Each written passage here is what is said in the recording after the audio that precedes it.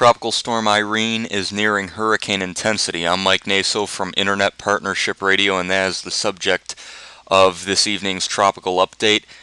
And I should note that the latest Air Force reconnaissance as of the recording of this update, which based on my watch, it is 12:18 a.m. Eastern Time. By the time you see this, it'll be quite later. The pressure has dropped more with regards to Irene. So even if it does become a hurricane during the time prior to this update, or at least you've seen this update, everything you see does still apply, except of course for the current intensity. Here is the latest water vapor imagery, and you can see a beautiful developing hurricane as we see the fanning out of the western side of the outflow, good ventilation, good exhaust. Note the upper level trough on off towards its northeast, only helping to give a little outflow channel. As a matter of fact, as this low kind of moves on off a little bit further to the east, is likely to have a little bit more ventilation even, although by that time it will be interacting with land.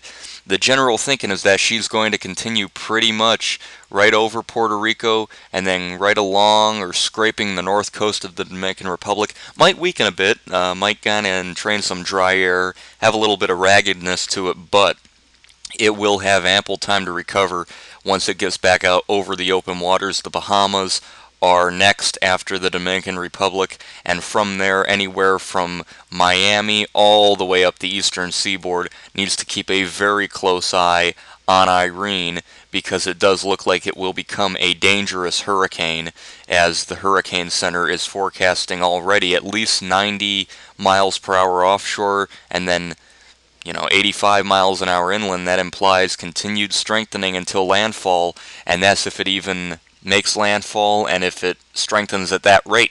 We don't know exactly where landfall would be or just how strong Irene is going to get, but nevertheless, it is going to be a significant hurricane, it looks like, at this point in time. Here's the latest as of 11 p.m. Eastern Time.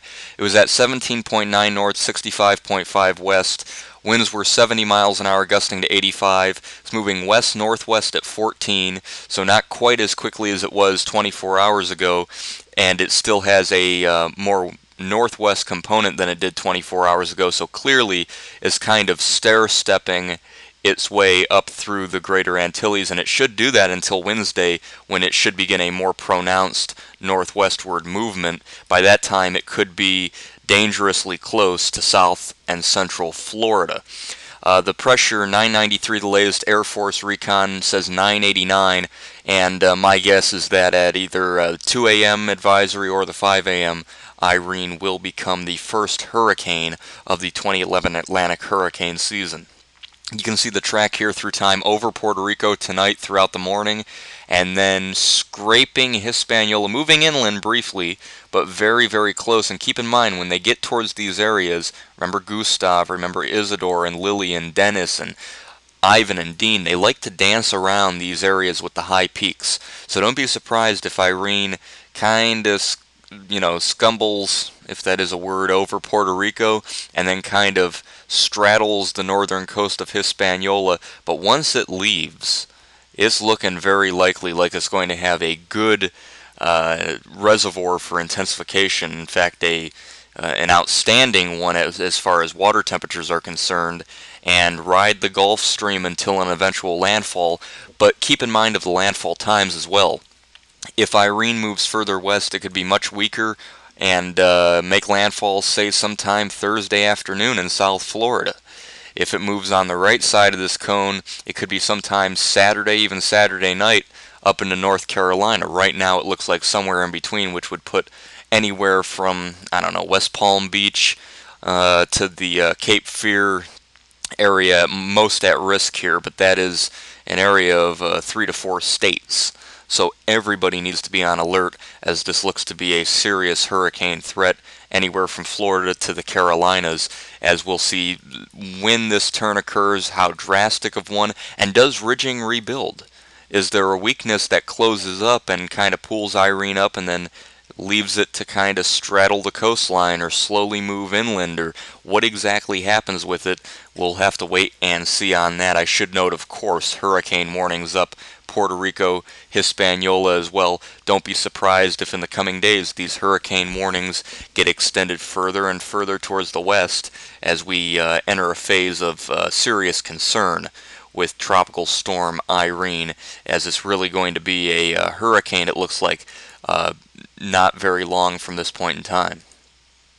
Here you can see the latest IR for the AVN imagery, and clearly Irene is looking a lot better than it was yesterday, has very deep convection, and I should note as well, as this loop automatically updates itself just as we get onto the page for the video update, I should note that Irene is looking a lot better organized. There you can see the drastic change in organization, and it does appear now as if it's about to make landfall on the coastline of Puerto Rico. This is a far cry from the potential moving south of Puerto Rico and Hispaniola and towards Jamaica that we were talking about, and it is a lot more dangerous a threat to the east coast and southeast Florida than had it moved on a more southern track. Once again, Irene should cross Puerto Rico, come out and scrape, maybe make landfall on the north coast of Hispaniola before too long. You can see Irene the last several hours clearly consolidating itself into a hurricane. That's what it appears to be doing, and a much more better defined tropical cyclone as it pulls away. You can see the radar out of Puerto Rico. The NEXRAD radar is down, I should note. As of 12:30 at night it's down, but there's the eye of the storm, and you can see it wrapping around there, preparing to make landfall. It's still probably a couple hours from officially crossing the coast, but Puerto Rico is getting slammed. This is a strengthening tropical cyclone, a lot of heavy rain, a lot of strong winds, and a lot of problems as Irene crosses Puerto Rico and heads on out. Now keep in mind, if you note how small the center is, it is entirely possible for Irene to cross Puerto Rico, get out, and re-intensify before Hispaniola, and then even try and avoid it. Maybe move a little bit further north. Any little wobble could make a significant difference in terms of intensity. It could be the difference between a little wobble that weakens it over Puerto Rico and then weakens it dramatically over Hispaniola, and a little wobble that keeps it so far away from Hispaniola it quickly strengthens into a monster hurricane. And that's going to be our concern. You can see the FIM model does bring it right on up, bam, right into the middle of South Carolina.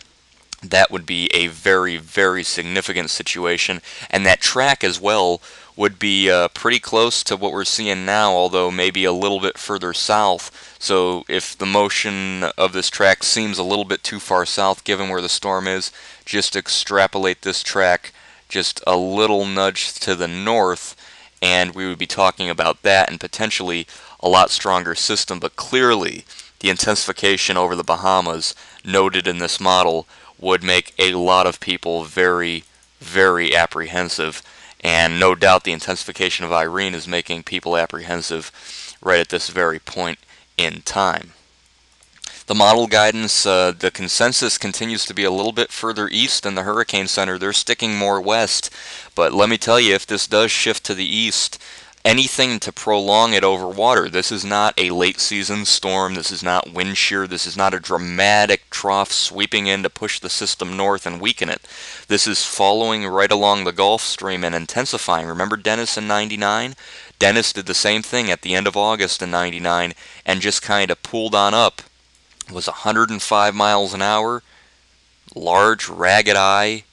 What ended up happening? It got blocked, weakened, came on shore as a tropical storm, but still caused problems. This would be different. This would be Dennis not weakening, continuing to strengthen, and just slamming straight into the coast, and that would cause a lot of problems. So no doubt Irene is going to be a troublemaker, and keep in mind the extrapolated motion right now would keep it north of Hispaniola. So if it does bump any further north, or even do a wobble, anything to keep this thing away from Hispaniola would be bad news for the United States down the road. You can see the wind field already, a lot of strong tropical storm winds. The hurricane winds are going to be right around the center probably, and that's only going to expand through time as the model guidance shows this becoming a large and powerful major hurricane. Note the anticyclones now to the south of the storm and the ventilation's not as favorable into it anymore, but not exactly strong. It still has a good pattern flow around it, and you can see the shear tendency over it is still low and decreasing. So as this system pools on up, it will have a favorable environment to strengthen. And the most eerie thing about the forecast path, at least right now the forecast cone, is that the waters as it gets closer to the coastline only get progressively hotter even as you get towards the coast of Georgia and South Carolina.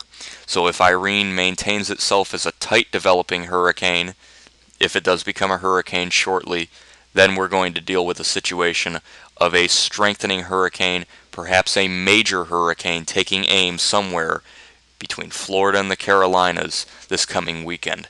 All interest along the coastline of the United States need to keep a close eye on this, as it does look like Irene is on its way to becoming the first hurricane of the 2011 hurricane season, and we're going to keep an eye on it here on IPR as well, as things are going to progress at a more crucial stage with Irene over the coming days. I'm Mike Naso from IPR. I'll see you next time.